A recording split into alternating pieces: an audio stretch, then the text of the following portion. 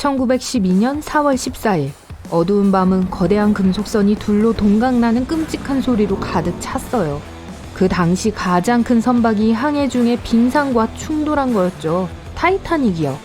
아직도 사람들이 이야기하는 20세기 가장 큰 이야기 중 하나예요. 거대한 배의 우측이 빙산에 쓸렸어요. 일이 꼬이기 시작한 건 밤 11시 40분이었어요. 이 빙산은 선체 내 최소 5개의 수밀 구획이 물로 채워질 만큼 충분한 손상을 입혔어요.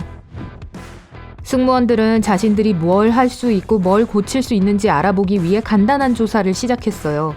땅에서 멀리 떨어져 차가운 밤의 어둠 속에 홀로 의지할 데도 없었어요. 캐나다 뉴펀들랜드에서 남쪽으로 약 644km 떨어진 북대서양에 있었죠. 그들은 사람들을 안전한 곳으로 어떻게 데려갈 수 있을지 알아내는데 시간이 필요했어요. 실제로 시간이 좀 있었어요. 하지만 충분하진 않았죠.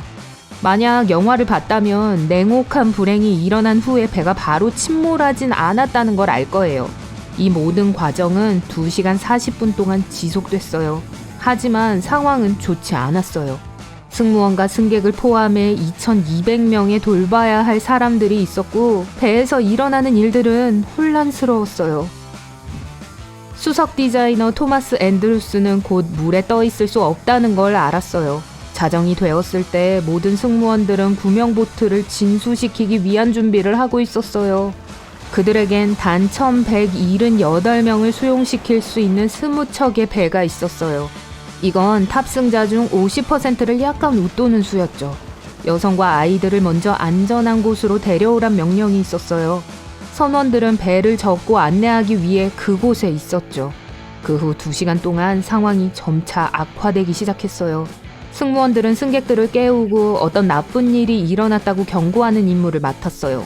그들은 가능한 한 빨리 사람들을 구명보트에 앉히길 원했죠. 오전 12시 15분, 일부 승무원들이 조난 신호를 보냈어요. 프랑크푸르트라고 불리는 증기선이 그 메시지를 받고 응답한 첫 배들 중 하나였지만 약 274km 떨어진 곳에 있었어요. 몇몇 다른 배들도 그 메시지를 받고 도움을 제공하려 했지만 안타깝게도 그들 역시 너무 멀리 떨어져 있었어요. 오전 12시 20분, 커나드 라이너 카르파티아호가 타이타닉으로부터 조난 신호를 받고 항로를 바로 바꿨어요. 그때 이 선박은 107km 떨어져 있었어요. 거기까지 가는데 3시간 이상 걸렸을 거예요. 20분 후 승무원들이 첫 번째 구명정을 내리고 있었어요. 65명을 채울 수 있었지만 승객 27명만 태우고 있었어요. 먼저 내려진 구명보트의 상당수는 정원에 훨씬 못 미쳤어요. 승무원들은 닷 기둥이 꽉 찬 구명보트를 견딜 수 없을 거라 생각하면서 걱정했어요. 그리고 처음에 많은 승객들이 그 배를 떠나는 걸 너무 두려워했어요. 그들은 여전히 타이타닉이 가라앉지 않을 거라고 생각했고 1~2시간 후에 일어날 시나리오를 상상하지도 못했던 거예요. 승무원들은 8개의 조난 로켓 중 첫 번째 로켓을 발사하고 있었어요. 실패였어요. 아무도 도와줄 만큼 가까이 있지 않았어요. 오전 1시 20분까지 10개의 구명보트를 내렸어요. 하루 보트엔 28명밖에 없었어요. 10호의 승객 중 1명은 생후 9주의 밀비나 딘이었어요. 그녀는 후에 2009년까지 살아서 97세의 마지막 생존자가 되었어요. 이미 새벽 2시였어요. 배에 남아있는 유일한 구명보트는 3개의 접이식 보트였어요. 배의 뱃머리가 낮게 가라앉아 수면 아래로 깊이 기울어져 있었어요. 주변에 있던 사람들은 이제 물 위로 선미 프로펠러를 똑똑히 볼 수 있었어요. 승무원들은 장교관사 옥상에서 20명이 넘는 승객들을 태운 접이식 구명보트 D를 내리고 있었어요. 뱃머리가 아래로 내려가자 물이 접이식 배 A를 갑판에서 쓸어 내리고 있었어요. 그 20명의 사람들은 부분적으로 물이 찬 보트에서 고군분투하고 있었어요. 승무원들이 접이식 B를 풀려다가 떨어뜨렸어요. 거기에 올라타기 전에 물이 배를 쓸어 내려버렸죠. 뒤집힌 구명보트에서 30명의 승객들이 여전히 안전할 수 있었어요. 오전 2시 17분에 배의 무선 통신사가 마지막 조난 신호를 보내기로 결정해요. 1분 후 배의 불이 마침내 꺼졌어요. 타이타닉과 배에 남은 모든 사람들은 어둠 속으로 빠져들었어요. 뱃머리는 계속 가라앉았고 선미는 수면 위로 더 높이 솟아올라 중간 부분에 엄청난 부담을 주고 있었어요. 끔찍한 소리가 밤을 가득 채우고 있었어요. 많은 사람들이 희망을 걸고 흥분해했던 이 거대한 전설적인 배인 타이타닉은 세 번째와 네 번째 굴뚝 사이에서 두 개로 쪼개졌어요. 조서에 따르면 뱃머리 부분이 해저에 도달하는데 약 6분이 걸렸다고 추측하고 있어요. 선미는 다시 수직 위치로 떠올랐다가 다시 물속에 가라앉았어요. 결국 바닷속으로 사라질 때까지 이 상황은 계속되었죠. 오전 2시 20분, 선미 내부에는 공기가 남아있었고 수압이 아래로 내려가면서 찌그러뜨렸어요.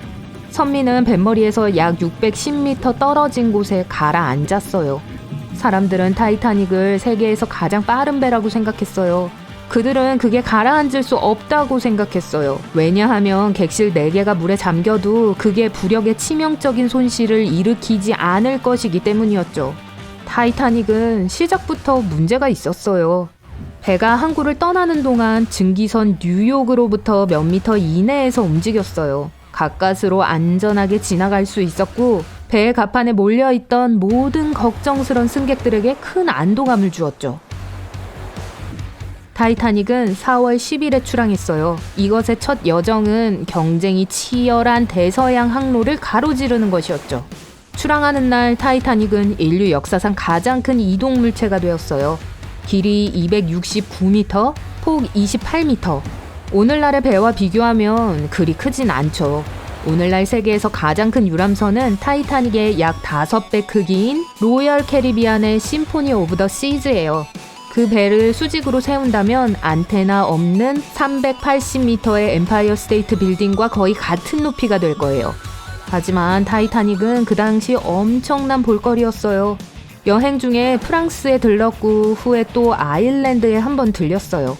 마지막 승객이 탑승하자 이 거대한 배는 최종 목적지인 뉴욕시를 향해 전속력으로 출발했어요. 여행을 시작한 지 4일 후 타이타닉은 거대한 빙산 앞에서 항로를 바꾸는데 실패했어요. 우리 모두가 알고 있는 이야기죠. 겨우 700명만이 살아남았고 대부분은 여성과 아이들이었죠. 그날은 엄청나게 추웠어요. 타이타닉이 바다 바닥으로 가라앉은 지 1시간 20분이 지난 후 생존자들은 자신들을 구하러 누군가가 올지조차 몰랐어요. 드디어 빛을 봤어요. 그들을 향해 다가온 것은 카르파티아호였어요. 그들은 구명보트를 타고 사람들을 구하러 왔어요. 승무원들은 그들을 배에 태우고 다른 승객들을 물 밖으로 많이 끌어냈어요. 많은 배들이 타이타닉이 침몰한 지 몇 시간 후에 접촉을 시도했어요. 그들의 메시지는 결국 돌아오지 못했어요. 후에 무슨 일이 실제로 있었는지에 대한 조사가 있을 당시 사람들은 타이타닉이 가라앉고 있을 때 레이랜드 정기선인 캘리포니아호가 32km도 채 떨어지지 않은 곳에 있었단 걸 알게 됐어요. 하지만 그들의 무선 통신사가 비번이어서 승무원들은 타이타닉으로부터 오는 조난 신호를 듣지 못했어요. 대서양 양쪽 국가들은 타이타닉에 일어난 일의 세부 사항을 들었을 때 충격과 공포를 느꼈어요. 그들은 미래에 그런 사건들을 피하는 데 도움이 될 수 있는 규칙인 선박 운항을 변경하기로 결정했어요.